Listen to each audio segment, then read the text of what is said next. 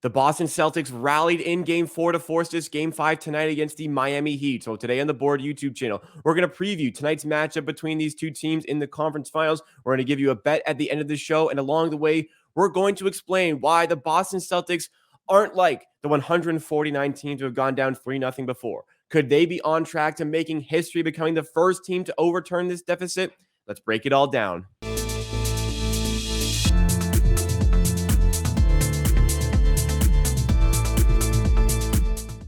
Reminder to everybody, make sure you are subscribed to the Board YouTube channel for NBA playoff content all throughout the playoffs, and we'll have some more content coming for the offseason. Drop a like if you're enjoying, and make sure you rate and review 5 stars if you're listening in the audio forms. But again, Game 5, here tonight with the Boston Celtics and the Miami Heat.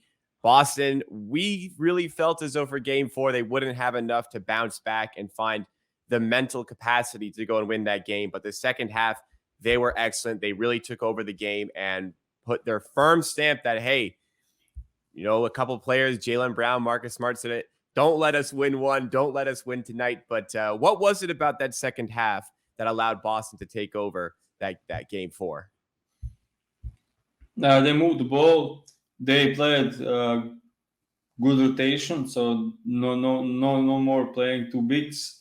Grant Williams got the good minutes last 2 games and played really well in his minutes. Tatum had tremendous efficient game finally. And yeah, they kind of limit Jimmy Butler, even though he missed some easy shots. Bam Adebayo didn't score in the second half. He got into the foul trouble. They couldn't get stops without him on the floor. Gabe Vincent is playing hurt. Kyle Lowry is playing hurt. Jimmy Butler is playing hurt. So yeah, that's kind of everything went one side. So yeah, but it was a good showing from the Celtics, and they finally moved the ball. There wasn't a lot of mismatch hunting and ball stoppage. They were just quicker to react, moving the ball when the Miami Heat filled the gaps and got some wide open shots. Yeah, it really felt like Boston were finally getting back to their roots, moving the ball, playing on the perimeter, and they shot the 3 ball a lot. They shot a lot of threes in this game. They made up a lot of 3-point differential like that Miami had been dominating earlier on in this series, and that's what Boston did successfully in the regular season. So went right back to that one. You looked like you wanted to add something on the 3-point shooting. Anything extra you want to put on that? We saw actually in the Game 2, they were doing great. The same thing they did in the last game, but they went away from it in the last 6 minutes and then they lost the game. We all know what happened there. So they played almost the same like they did in the Game 2, but they just stick to it in the fourth quarter. They didn't just go back to isolation stuff like they did in the Game 2. So let's look at the lines that we have for this game. A little bit reminiscent of that Game 1. So if you guys don't know, Game 4 was the first time Miami were favored. Back to the Game 1 line of right around 8.5 on the spread. You can get plus 103 on Boston, minus 114 at Miami, both on Profit Exchange there. Over under has been set around 215. It's going to stay in that area. It went just under that mark, actually, in that Game 4. I believe it ended on exactly 214, if my memory serves me correctly. But 215, it was a winner. 215 was the winner. So yeah. Boston have a little bit of their mojo back. They are, I would guess, going to be favored for all 3 games if it does go to Game 7. What chances do you give them to actually do this thing? No NBA team has ever done it, come back from 3-0 down. What sort of chances can you give them here? This is my spot. So I spent some time arguing with people on Twitter about this one, and I'll say 0 and 149 data we had on when teams are down 3-0 is completely irrelevant. Why? Because when was the huge favorite down 3-0 ever? And the answer is never. We never seen a huge favorite of the series being down 3-0. So if you have, let's say, other way around, if Boston Celtics were up 3-0 to Miami Heat, who is going to expecting them to come back? Of course, chance is under 0%. Same thing, let's say, first round, Philadelphia 76ers against the Brooklyn Nets. Like those are usually the matchups, huge disparity, and usually way better teams are up 3-0. I don't think we had any time in history that huge favorites were down 3-0. So we don't have data when huge favorites are down 3-0 of them coming back or not. So I don't think all of these 149 are irrelevant, but I would say 95% of these matchups are pretty relevant because we don't get many surprises in the playoffs when there is like Boston was almost minus 500 coming into the series, like minus 400 to win the series. I don't think we had many upsets with that kind of edge in the history. Yeah, Bucks and Miami Heat obviously, but it wasn't 3-0. Yeah. So we actually don't have many upsets, and when it comes, it never was 3-0. So you make a great point. You make a great point. The 0-149, if it's that, almost every single time it's because a really good team is playing a worse team and won the first 3 games. Of course, that team is going to be expected to win one of the next 4. You make a great point on that. That's why historical data trends like that, they're mutually exclusive. They don't apply. This is a different series. This is different teams in different era. Yeah. That's why you can't always cite the historical data. But it's still, even though, like I said, Boston will be favored in all 3 games, it is still unlikely for them to win all 3 games. It's like making a 3-game parlay on that. Yeah, I think bookies have it at like 25%, and realistically, I think that's pretty efficient. I saw so many NBA guys, basketball guys saying on Twitter, you may be considering that sports market. When someone like said some percentage, and some in the comments say like, look at the betting markets and what price they think and what probabilities they think these teams have, and those guys will say you maybe consider it betting markets are not efficient, and I like they are hella efficient in these kinds. Yes, they are efficient, or else if they weren't efficient, they wouldn't make money. Yeah. Let me see. Yeah. Let me. And like, I'm just trying to make my own number quickly on this series. You said they have it around 25%. I would say, guessing like Boston's minus 285 for this one. Game 6, they'd probably be minus 130, minus 140. I think they'd be favored, even though Miami were favored in game 4. And game 7, I think they'll be right around this area again of minus 285. I think realistically you can give them about a 30% chance to pull. Yeah, so this game they have like 75% chance of winning. So you just multiply that, and the last game, if it's a game 7, they're probably 80% favorites. So yeah, when you calculate, it's like around 30%.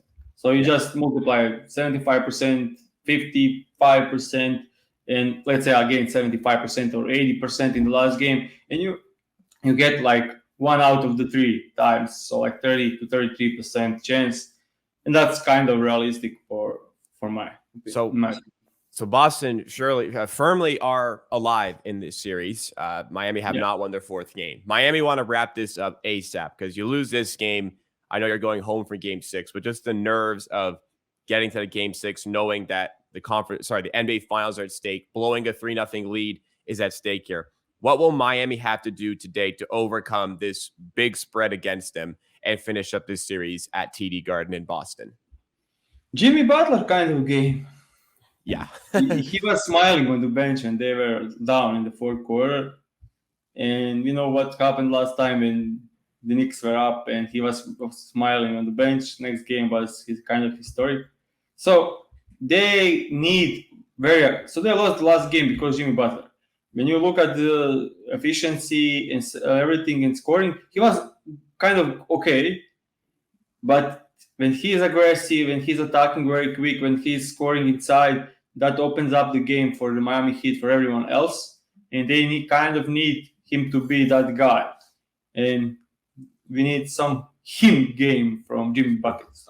We need some Jimmy Butler if they're going to win this game. Jimmy Butler, Hasn't it, there as much as the Heat have been sensational, we haven't had that Jimmy Butler game where he just like forces his team to win. I guess you could go to the game too where Grant Williams dared him to win, but they also got big shots from Strus, from Martin, from Vincent in that game. So it has been the whole cast helping. Yeah. I think this one it has to be Jimmy. The last game, second half, no one scored besides Jimmy Butler for Miami Heat. So they had Kevin Love, no points in second half. Bam Adebayo, no points in second half. Caleb Martin, 2 points in the second half. Kyle Lowry, no scoring in the second half. Duncan Robinson, no scoring in the second half. Yeah, that's kind of reason why they lost the game. Yeah. So they'll need a big effort. Let's finish off here with some betting advice here. I know you had a pick that you wanted to just send out to people if you want to have a little bit of fun in the game with Big Parlay. I was looking at some Grant Williams numbers this morning. Unfortunately, I don't see it out there anymore, but there's still 6.5s with limited juice on his points. I think that's a good bet to take. He's been getting tons and tons of minutes.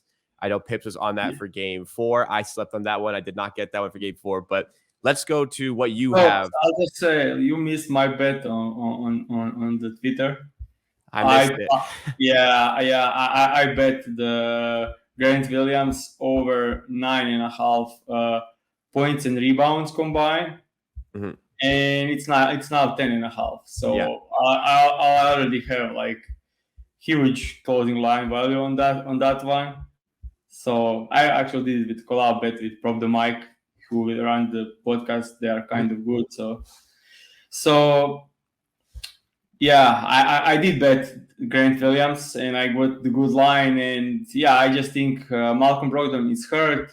You can see him under points in this game. Yeah, so, for audio, hang on. For audio, let me read this one out. This is the FanDuel SGP. Pips is thrown out as a feeler.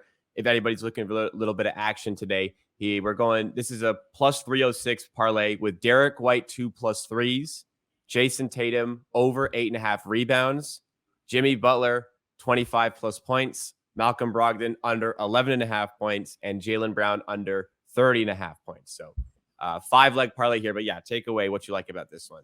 So the last game, I bet Derek White and Jayson Tatum. Derek White 2 plus 3s and Jayson Tatum 8 plus rebounds. And it was first half cash for me. It was official bet on my Twitter. And I'm just going to run it back because, yeah, Derek White gets a lot of good looks. And so far in the playoffs, in this series, Derek White scored last 3 games. He scored last 4 games. So all 4 games in the series, he scored 3 threes. So yeah, first 2 games were lower minutes. He was kind of hella efficient. Yeah. Then the next 2 games, he got 7 shots. So 3 out of 7 for his playoffs is on his average.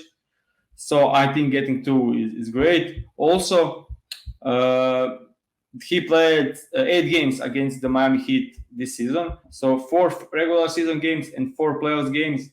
He scored 2 or more threes in all 8. So 8 out of 8, 2.6 average, great spot. And also this is the highest price on this one. Next part is Jayson Tatum. He is just rebounding machine, especially with Time Lord going off the bench. So if you take a look at his rebounds, he covered this line in, I'll just check for exact number. Didn't cover the only one I bet it was game 1. He didn't cover. Yeah. So he covered this in 13 out of 16 games, average almost 11 rebounds a game. 3 straight games with double-digit rebounds. So yeah, I think the last 2 are mostly more relevant because yeah, they went from two big lineups, and the first game was with 2 big lineup where he had 7. So yeah, kind of great spot to bet rebounds for Jayson Tatum if you get a close game.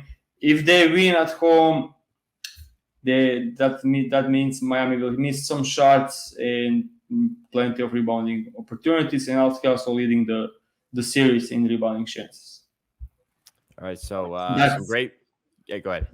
Yeah. The next part of the bet is Jimmy Butler, 25 plus points. Yeah, we spoke about it. I think it's Jimmy Bucket's game incoming, and they still defending him like straight, and I think he's about to have himself a huge game. That smile is enough for me to just go and bet it. And he covered this in all games but the blowout game. So yeah, good spot for Jimmy. Yeah, so some food for thought for this one. Ultimately, it's going to be quite the uphill battle for Miami. I'll be honest, I have incorrectly predicted the winner for every single game in this series so far. I thought Boston would win the first three. After I saw Miami won game one, okay, Boston bounced back. Then Miami won game two. I said Boston bounced back. Then game four, I'm like, Miami got this, and then Boston wins. So take it for what it is. I think Boston will win, force the game six. Your final prediction here for game five. Do Boston extend this series? So yeah, I think they will. If they continue playing like they did in game five. I just want to touch briefly on the last two bets that are unders. I don't think these guys are healthy. Malcolm Brogdon last two games scored only 2 points, playing 16 and 14 minutes, while he played 36 in the first game.